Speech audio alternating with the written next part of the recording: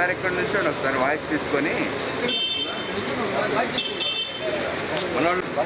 చూడండి సరిగా మీరు కానీ ఎవరు మాట్లాడేవాళ్ళు ఓకే.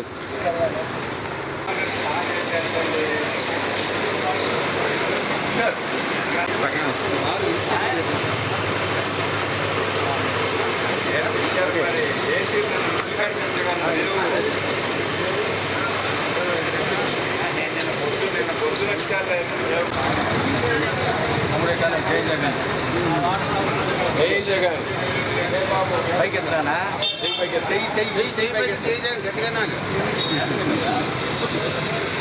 జై జగన్ జై జై జగన్.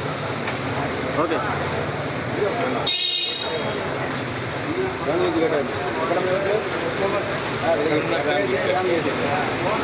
ఓకే.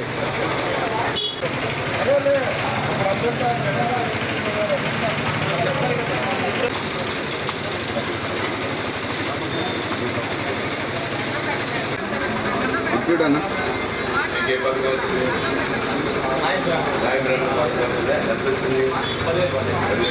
ఓకే.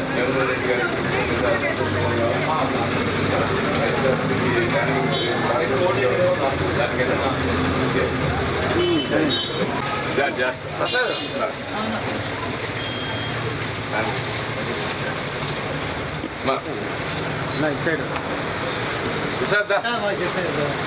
బలాడి ఓకే. జాగ్రత్త.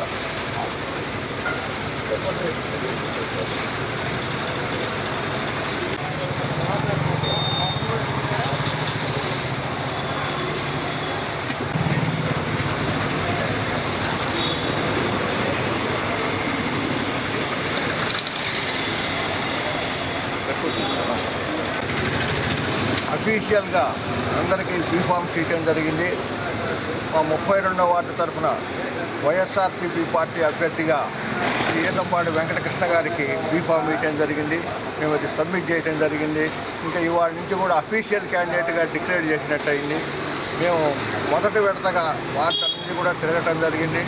ఇప్పుడు అందరినీ కూడా కలిసి వాళ్ళకి స్లిప్పులు ఇచ్చి ఎక్కడెక్కడ ఓట్లు ఉన్నాయి వాళ్ళకి అనేటటువంటిది కూడా తెలియజేస్తూ ఉన్నాం. 2 సదస్సులు జరిపాం. వైశ్య ఆత్మీయ సదస్సు జరిపాం, బ్రాహ్మణ ఆత్మీయ సదస్సు జరిపాం. ఇట్లనే అన్ని క్యాస్ట్ వైజ్ అందరినీ కలుస్తూ ఉన్నాం. నాకు విశేషమైనటువంటి స్పందన ఉంది. ప్రతి ఒక్కరూ కూడా ఈ తడవ గెలవబోయేది కార్పొరేషన్లో వైఎస్ఆర్సీపీ పార్టీ. గెలిచే పార్టీకి మా కార్పొరేటర్ని పంపించుకోవాలి కానీ ఎవరినో పంపించి మా యొక్క అభివృద్ధిని ఎందుకు ఆటంకపరుచుకుంటామంటున్నారు. అభ్యర్థిగా వైఎస్ఆర్సీపీ తరఫున ఆచార్య గారిని గెలిపించి దీని అభివృద్ధి పదంలో నడిపించుకుంటామని అందరూ కూడా మాకు హామీ. ఇప్పటికీ 3 కార్పొరేషన్లు ఏకగ్రీవమైనాయి.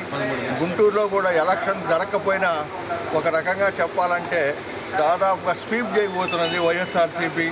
57 దాదాపు 45 నుంచి 50 కార్పొరేట్ స్థానాలని కైవసం చేసుకోబోతున్నాం. ఇది ప్రజల నుంచి వచ్చినటువంటి స్పందనకి మేము చాలా ఆనందపడుతూ ఉన్నాం. ప్రచారంలో భాగంగా ఇంటింటికి తిరుగుతున్నాము. ఇంటింటికి తిరుగుతూ మేమందరం పాంప్లెట్స్ ఇస్తూ ఓటర్స్ ఓటు ఎక్కడ వేయాలి అనే అవగాహన కల్పిస్తూ ఓటర్ స్లిప్స్ కూడా ఇస్తున్నాము. మేము దాదాపుగా ఈ డివిజన్లో 60% ఓటర్ స్లిప్స్ పంపిణీ కూడా చేసేసుకున్నాము. మేము ఈ ఉత్సాహం 10వ తారీఖు దాకా ఎలక్షన్ ఓటింగ్ రోజు కూడా ఇట్లాగే ఉంటుంది. ఈ గెలుపు తథ్యము. ఈ డివిజన్ ప్రజలందరూ నన్నే ఆశీర్వదిస్తున్నారు కాబట్టి ఇంకా ఆ 40% స్లిప్స్ కూడా మేము ఓటర్కి చేరవేసి ఎక్కడెక్కడ ఉన్నారో డోర్ నెంబర్స్ అన్నీ కూడా మారున్నాయి. అవి కూడా మేము ట్రేస్ అవుట్ చేసి వారందరికీ మేము ఈ ఓటర్ స్లిప్స్ ఇచ్చి జగన్మోహన్ రెడ్డి గారిని బలపరుస్తూ నాకే ఓటేయమని చెప్పి ఫ్యాన్ గుర్తుకే ఓటేయమని చెప్పి నేను అందరినీ అభ్యర్థిస్తున్నాను.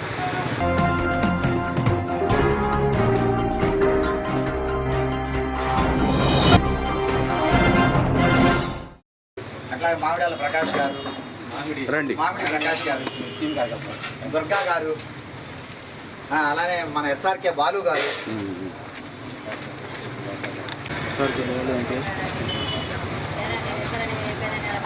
ఇప్పుడు కాదమ్మా, తర్వాత పనిలో ఉన్నప్పుడు వచ్చి త్వరగా త్వరగా కెమెరా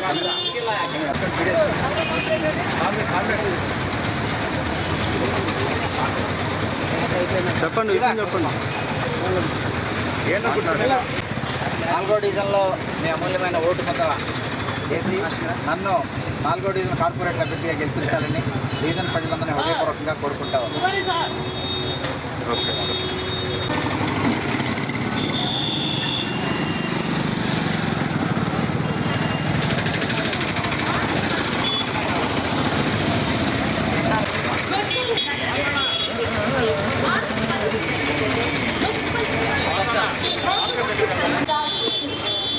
గుంటూరు నగర ప్రజలకు విజ్ఞప్తి.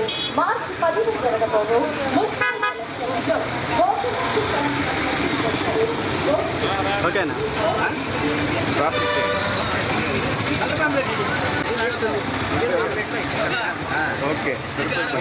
ఓకే. మాకు ఏను గుర్తుకు ఓటేసి గెలిపిస్తే నంది వెలుగు రోడ్డుని బ్రహ్మాండంగా పూర్తి చేసి చక్కగా మనవాళ్ళందరికీ 4 రోజులకి అభివృద్ధి చేసి వాయిస్ తీసుకొని ఇలా బయటకు వస్తాను. నేను మీ చిరతనగండ్ల వాసు, బహుజన్ సమాజ్ పార్టీ గుంటూరు నగర అధ్యక్షుడిని. 4వ డివిజన్లో బహుజన్ సమాజ్ పార్టీ కార్పొరేటర్ అభ్యర్థిగా పోటీ చేస్తూ ఉన్నాను.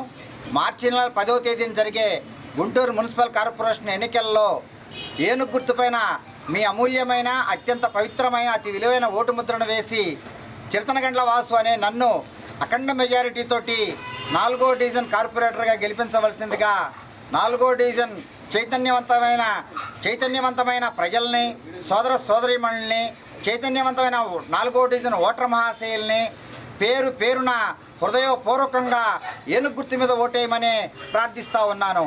మిత్రులారా, 4వ డివిజన్లో కీర్తిశేషులు మా పెదనాన్నగారైన చిరతనగండ్ల నాగేశ్వరరావు గారు, మాజీ కౌన్సిలర్ గారు ఆనాడు చేసినటువంటి అభివృద్ధి తప్ప ఈ 4వ డివిజన్లో ఇంతవరకు అభివృద్ధి మచ్చుక కూడా కనపడలేదు. మేడిపండు అభివృద్ధితోటి, అవినీతితో కూడినటువంటి అభివృద్ధి చేసి పాత గుంటూరుని పాత గుంటూరులాగే ఉంచారు గత పాలకులంతా. నేను 4వ డివిజన్లో కార్పొరేటర్గా మీ అందరి సహాయ సహకారాలతోటి నేను కనుక కార్పొరేటర్గా గెలిస్తే నంది వెలుగు రోడ్డుని త్వరితగతిన పూర్తి చేసి మంచి అభివృద్ధితో కూడినటువంటి, నీతివంతమైన అభివృద్ధితో కూడినటువంటి రోడ్డు నిర్మాణం చేస్తాను. అలానే వినోబా నగర్లో ఉన్నటువంటి ప్రధాన డ్రైను, మురుగునీటి పారుదల కాలువని శుభ్రపరిచి పెద్దది చేసి లోపల సిమెంట్ చేసి మురుగునీరు నిలవకుండా వినోబా నగర ప్రజలందరికీ ఆ మురుగునీటి కాలువ వల్ల, ఆ వాసన వల్ల, ఆ మురుగునీరు నిలబడటం వల్ల అనారోగ్యం పాలవుతూ ఉన్నారు నా సోదరులు, నా ప్రాంత ప్రజలు. ఈ ప్రాంత ప్రజలందరికీ కూడా నేను బిడ్డలాంటి వాడిని. కావున ఇలాంటి అభివృద్ధి కార్యక్రమాలన్నీ కూడా పాత గుంటూరులో 4వ డివిజన్లో ఎండాకాలంలో మంచినీటి కొరత లేకుండా, వర్షాకాలంలో మురుగునీరు పారుదలకి ఎటువంటి ఇబ్బంది లేకుండా, మురుగునీరు మన బజారుల్లో నిలబడి మన ఇళ్లలోకి వస్తూ ఉంటుంది వర్షాకాలంలో. అలా జరగకుండా వీధి లైట్లు కానీ, పారిశుధ్యం కానీ, ప్రాథమిక ఆరోగ్య కేంద్రాలు కానీ, అలానే ఆహార కల్తీని నిరోధించి ప్రజలందరికీ సంపూర్ణమైనటువంటి ఆరోగ్యాన్ని ఇస్తానని ఈ సందర్భంగా మీ అందరికీ తెలియజేస్తా ఉన్నా. మిత్రులారా, మీరందరికీ పేరు పేరున హృదయపూర్వకంగా తెలియజేసుకుంటా ఉన్నాను. ఎన్ఆర్సీ, ఎన్పిఆర్, సిఏ చట్టాలకు వ్యతిరేకంగా నేను ఈ గుంటూరు కార్పొరేషన్లో పోరాటం చేస్తానని సోదరులకి, మిత్రులకి అందరికీ పేరు పేరున హృదయపూర్వకంగా నమస్కరించి తెలియజేస్తా ఉన్నాను. మీ అమూల్యమైన, అత్యంత విలువైన, అతి పవిత్రమైన ఓటు ముద్రను ఏనుగు గుర్తు మీద వేసి చిరతనగండ్ల వాసు అనే నన్ను 4వ division Bahujan Samaj party corporator అభ్యర్థిగా గెలిపించాలని హృదయపూర్వకంగా కోరుకుంటా ఉన్నాను. జై భీమ్, జై భారత్. ప్రధానమైన సమస్యలండి. నేను వినోబ్ నగర్ మురికి కాలువ ఉందండి. అది ఎన్నిసార్లు ఈ నియోజకవర్గం సంబంధించిన ఎమ్మెల్యే గారి దృష్టికి పెట్టినా, రాజకీయ నాయకులకి దృష్టి పెట్టినా దాన్ని ఎలాంటి సమస్యని తీర్చలేదు. మాకు నమ్మకం ఈ బీఎస్పీ పార్టీ పరంగా ఎవరైతే చిరతనగండ్ల నాగేశ్వరరావు గారి యొక్క వారసులు అయినా చిరతనగండ్ల శ్రీనివాసరావు గారు చేయగలుగుతారని మాకు నమ్మకం ఉంది. వాటిలో అనేక సమస్యలని చాలా వరకు ఆయన తీర్చారు. అదేవిధంగా కొంతమందికి పెన్షన్లు ఇప్పించడం కానీ, వాళ్ళకి ఏమైనా రేషన్ కార్డులు ఇప్పించడం కానీ ముందుండి సంక్షేమ పథకాలు చేసి ఉన్నారు. కాబట్టి ఏనుగు గుర్తుకి ఓటేసి మనం గెలిపించి మంచి నాయకుడిని ఎన్నుకుందామని కోరుకుంటున్నాం.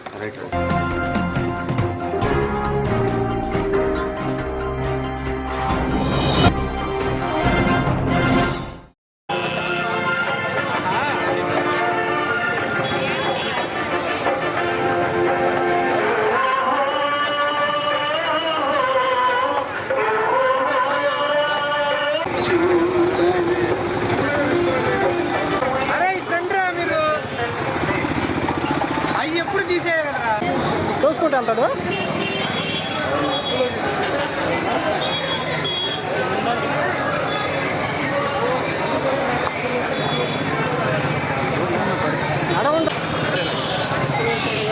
మరి ఆడ పిల్లలు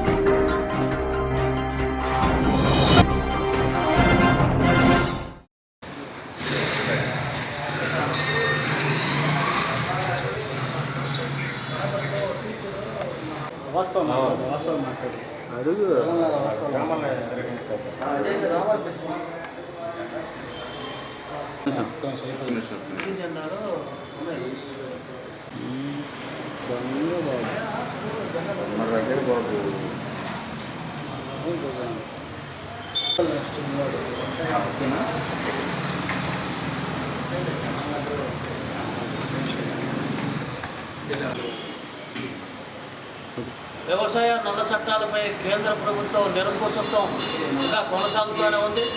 దాంట్లో భాగంగానే రేపటికి అంటే ఎల్లుండికి 100 రోజులు పూర్తి చేసుకుంది. ఈ నూతన వ్యవసాయ చట్టాల మీద ఢిల్లీలో రైతు ఉద్యమం 100 రోజుల సందర్భంగా ఎల్లుండి 6వ తేదీన అన్ని గ్రామాల్లో ఆకుపచ్చ జెండాలు ఎగరేయాలని చెప్పేసి, అదేవిధంగా 8వ తారీఖు మహిళల దినోత్సవాన్ని కూడా ప్రోత్సహించాలని చెప్పి, ఎందుకంటే ఢిల్లీలో ఇవాళ రైతులతో పాటు మహిళలు కూడా భారీ ఎత్తున పాల్గొన్నారు. వాళ్ళ ప్రభావం కూడా ఎక్కువ ఉన్నది కాబట్టి మహిళలు కూడా ఈ ఉద్యమాల్లో పాల్గొనే విధంగా 8వ తారీఖు మహిళా దినోత్సవాన్ని కూడా రైతులతో కూడా జరపాలని చెప్పేసి, అదేవిధంగా 15వ తారీఖున కార్మిక కర్షక ఐక్యత దినోత్సవాన్ని కూడా జరుపుకోవాలని చెప్పేసి రైతు సంఘాల అఖిలపక్ష రైతు సంఘాల సమన్వయ కమిటీ పిలిపివ్వడం జరిగింది. దానికోసమే ఈ రోజున కేంద్ర ప్రభుత్వంలో ఉన్న నరేంద్ర మోడీ ఈరోజు అన్ని రాష్ట్రాల్లో బలహీనపరుస్తున్నాడు. దాంట్లో భాగంగానే విశాఖ ఉక్కు సంబంధించి కూడా పూర్తిగా ప్రైవేటీకరణకి సిద్ధం చేశారు. ఈ ఉద్యమం నడుస్తూ ఉంది. దాంట్లో భాగంగా రేపు 5వ తేదీన జరిగే బంద్లో కూడా అన్ని రైతు సంఘాల కార్యకర్తలు కూడా ఈ బంద్లో పాల్గొనాలని చెప్పేసి మేము కోరుతున్నాం. ఇప్పుడు కేంద్ర ప్రభుత్వం తీసుకునే అన్ని ప్రైవేటీకరణలు, అదేవిధంగా నూతన వ్యవసాయ చట్టాలను కార్మిక కర్షకులు ప్రజలు అందరూ ఐక్యమై తప్ప ఈ ప్రభుత్వాన్ని కేంద్ర ప్రభుత్వాన్ని మెడలు వంచలేము. ఈరోజు రాష్ట్ర ప్రభుత్వాలు నాటకం ఆడుతున్నాయి. ఈరోజు రేపు బంద్లో ఈ రాష్ట్ర ప్రభుత్వం కూడా మరి బంద్కి మద్దతు ఇస్తేనే ఈ విశాఖ ఉక్కు ప్రైవేటీకరణకి వ్యతిరేకంగా ఉన్నట్లు అర్థమవుతుంది, లేదా వీళ్ళ నాటకం కూడా ఇందులో ఉన్నట్టు అర్థమవుతుంది. మరి చంద్రబాబు నాయుడు కూడా పై మాటలు కాకుండా రేపు సంపూర్ణ బంద్లో పాల్గొనాలి. ఇది ఇవాళ జరుగుతున్న ఢిల్లీలో జరుగుతున్న చుట్టుపక్కల 5 రాష్ట్రాల ప్రభావంతో నరేంద్ర మోడీకి ఇప్పుడే ముచ్చెమటలు పట్టాయి. అందువల్ల ఎన్నికల్లో కూడా వాళ్ళ ప్రభావం కనబడుతుంది. కాబట్టి అన్ని పక్షాలకు సంబంధించిన వాళ్ళు కూడా రేపు బంద్లో పాల్గొనాలి. నూతన వ్యవసాయ చట్టాలు రద్దయ్యేంత వరకు కూడా ఇంకో సంవత్సరమైనా 2 సంవత్సరాలైనా ఉద్యమం కొనసాగుతుంది. మిగిలిన దక్షిణాది రాష్ట్రాలు కూడా ఉద్యమం ఎన్నికలు అయిపోయిన తర్వాత కూడా ప్రభావం కనిపిస్తుందని చెప్పి సందర్భంగా తెలియజేస్తుంది.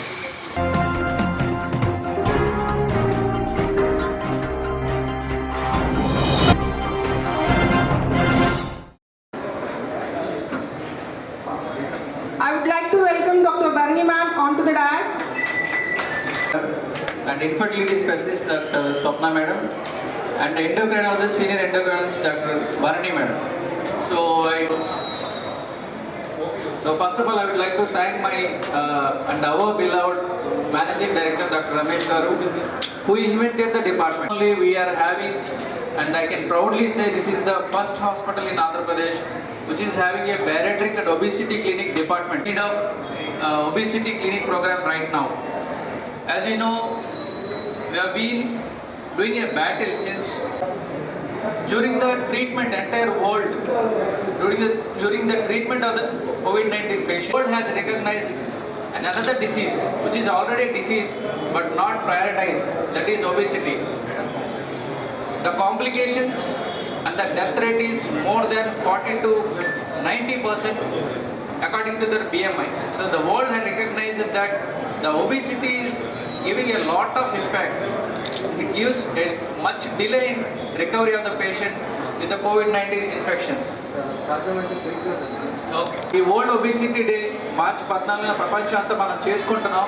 దీనికి ఇప్పుడు ఎందుకు ఇంత ఇంపాక్ట్ ఉంది, ఎందుకు ఇంకా ఎక్కువగా మనం గుర్తించాల్సి వచ్చిందంటే, ఒక పాండమిక్ అంటాం, ప్రపంచం అంతా ఒక డిసీజ్ వచ్చినప్పుడు, కోవిడ్-19 లాంటి ఇన్ఫెక్షన్ వచ్చినప్పుడు దాని ట్రీట్మెంట్లో చాలామంది అనేక దేశాలు పాల్గొన్నాయి.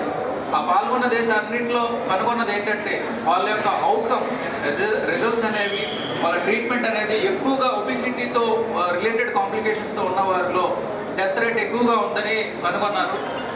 2020లోనే మార్చిలోనే గ్లోబల్ ఒబిసిటీ ఫోరం ఇమ్మీడియట్గా అన్ని గవర్నమెంట్స్కి కొన్ని గైడ్లైన్స్ పంపించింది.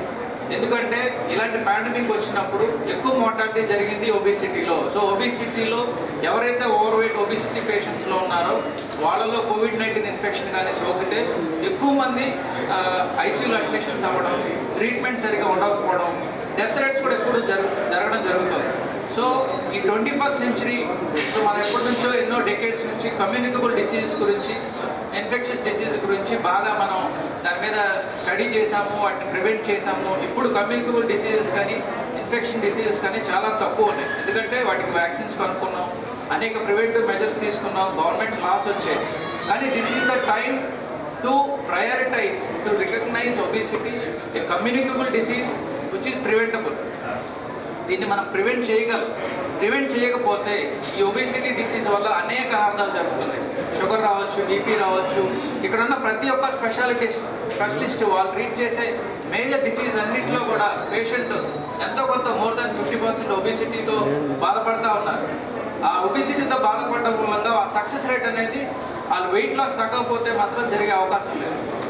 ఫర్ ఎగ్జాంపుల్ ఇన్ఫర్టిలిటీ స్పెషలిస్ట్ తీసుకుంటే ఇప్పుడున్న చైల్డ్హుడ్ ఒబిసిటీలో దీన్ని ఇంత పెద్ద వ్యాధిలా ఎందుకు చూస్తున్నారు అనేది కామన్ మ్యాన్గా అయితే అర్థమవుతుంది, సఫర్ అయిన వాళ్ళకి తప్పితే. కాకపోతే ఎవరైనా కానీ ఈఆర్కి ఏ జబ్బుతో వచ్చినా ఫస్ట్ థింగ్ అడిగేది రిస్క్ ఫ్యాక్టర్లు ఉన్నాయా.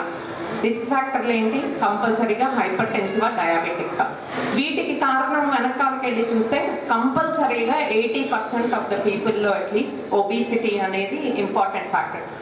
మనం మామూలు వెయిట్, ఆ తర్వాత ఓవర్ వెయిట్, అది క్రాస్ చేసాక వచ్చేది ఒబిసిటీ. సో పిల్లల దగ్గర నుంచి చూస్తే మనం చిన్నప్పుడు పిల్లలకి బాగా తినట్లేదు అని వెంటబడి పడుతూ ఉంటామండి. కరెక్టే, యాజ్ పేరెంట్స్ వీఆర్ రైట్. కానీ what condition we're creating for them in future అనేది అది మనం చాలా మైండ్లో పెట్టుకోవాల్సిన విషయం. వాళ్ళు పెద్ద అయ్యే కొందికి ఎడిదిరిగి జంక్ ఫుడ్కి అలవాటు పడతారు, ఏదంటే అది తినటం మొదలు పెడతారు. అప్పుడు ఆ స్టేజ్లో ఆపలేము. మళ్ళీ ఒక స్టేజ్ వస్తుంది ఏదంటే వాళ్ళు చాలా వాళ్ళ వంక వాళ్ళు చూసుకొని ఫ్రెండ్స్ ఇన్ఫ్లుయెన్స్లో ఏంటంటే నేను బాగా తగ్గిపోవాలి అని విపరీతంగా డైటింగ్ మొదలు పెడతారు. 2 phases అన్నమాట. ఒకటేమో ఓవర్ ఈటింగ్ ఫాలోడ్ బై విపరీతమైన డైట్, రెండు బ్యాడ్. కానీ that is what people are doing. And ఇండియాలో స్పెషల్లీ కేరళ తర్వాత ఎక్కువ కేసులు డయాబెటీస్ ఉంది మన Andhra Pradesh. So diabetic capital of India Kerala అయితే, నెక్స్ట్ ప్లేస్ మనం రెడీగా ఉన్నాం మనమే, ఆంధ్రాని. సో చాలా ఇంపార్టెంట్ ఒబిసిటీ అనే టాపిక్. మీరు ప్రెస్ త్రూ కూడా చెప్పాల్సింది ఏంటంటే ఎంత డయాబెటీస్ వల్ల, హైపర్ టెన్షన్ వల్ల, ఒబిసిటీ వల్ల వచ్చే అనర్థాలు ఏంటి అనేది మీరు బాగా కొంచెం జనాన్ని కరెక్ట్గా ఎడ్యుకేట్ చేయాలి, కొంచెం భయం కూడా పెట్టాలి. అప్పుడు ఏంటంటే వాళ్ళు నెక్స్ట్ స్టెప్ ఏం తీసుకోవాలి అనేది పర్ఫెక్ట్గా ఆలోచిస్తారు. మన హాస్పిటల్కి ఒబిసిటీ మనం తిరిగి ఎందుకు మాట్లాడుతున్నాం, మన దగ్గర అందరు కన్సల్టెంట్స్ ఉన్నారు. ఇప్పుడు ఒక హాస్పిటల్కి వెళ్ళామనుకోండి, నర్సింగ్ హోమ్లో ఓన్లీ ఎండోక్రైనాలజిస్ట్ ఉంటారు, ఆర్ ఓన్లీ బేరియాట్రిక్ సర్జన్ ఉంటారు, ఆర్ ఓన్లీ పల్మనాలజిస్ట్ ఉంటారు ఇండివిజువల్ క్లినిక్స్ ఆర్ నర్సింగ్ హోమ్స్లో. వేరే మన హాస్పిటల్కి వస్తే ఒబిసిటీ స్టార్టింగ్ నుంచి మొదలుపెట్టి మేబీ ఎండోక్రైనాలజిస్ట్ అవసరమైతే ఎండోక్రైనాలజిస్ట్ ఉన్నారు, లేదు పల్మనాలజిస్ట్. మనం స్లీప్ ల్యాబ్ కూడా పెట్టబోతున్నాం షార్ట్లీ, మేబీ వీక్ లోపల స్లీప్ ల్యాబ్ కూడా రెడీ అయిపోతుంది. సో వాళ్ళకి ఆ స్లీప్ టెస్ట్ అవసరమైతే అది చేయిస్తారు పల్మనాలజిస్ట్ బాలభాస్కర్ గారు. లేదు ఆ స్టేజ్ దాటిపోయింది, ఒకవేళ పిల్లల్ని అంటే డైటీషియన్స్ ఉన్నారు, వాళ్ళు సజెస్ట్ చేస్తారు, భరణి గారు సజెస్ట్ చేస్తారు, ఆ స్టేజ్ దాటిపోయింది అనుకోండి, అప్పుడు బేరియాట్రిక్ సర్జన్కి రెఫర్ చేస్తారు. అలా అందరూ కలిపి అనమాట.